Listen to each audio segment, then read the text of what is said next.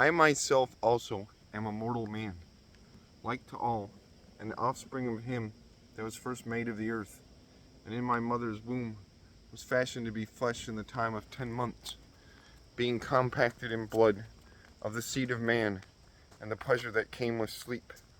And when I was born, I drew in the common air, and fell upon the earth, which is of like nature, and the first voice which I uttered was crying, as all others do.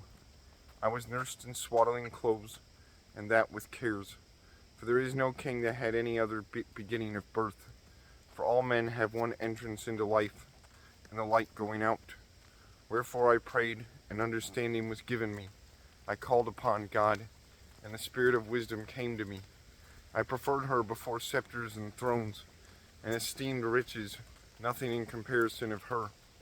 Neither compared I unto her any precious stone, because all gold in respect of her is as a little sand, and silver shall be counted as clay before her.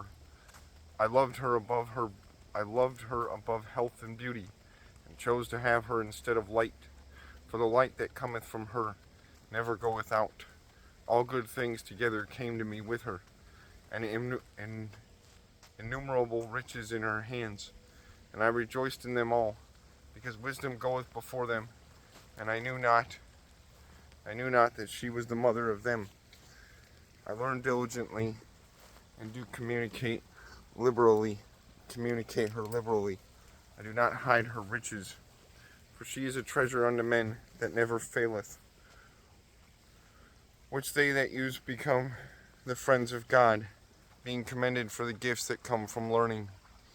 God hath granted me to speak as I would, and to conceive as is meet for the things that are given me, because it is he that leadeth unto wisdom, and directeth the wise. For in his hand are both we and our words, all wisdom also, and knowledge of workmanship.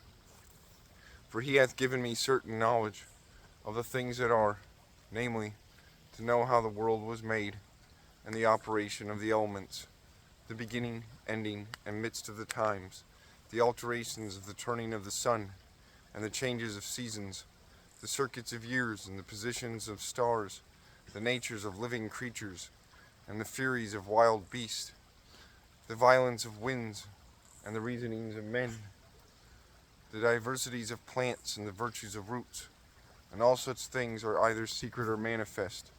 Them I know.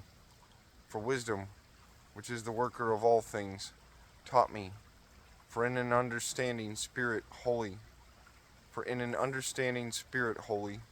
one only, manifold, subtle, lively, clear, undefiled, plain, not subject to hurt, loving the thing that is good, quick, which cannot be letted, ready to do good, kind to man, steadfast, sure, free from care, having all power, overseeing all things, and going through all understanding, pure and most subtle, spirits.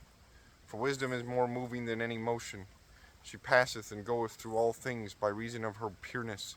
For she is the breath of the power of God, and a pure influence flowing from the glory of the Almighty.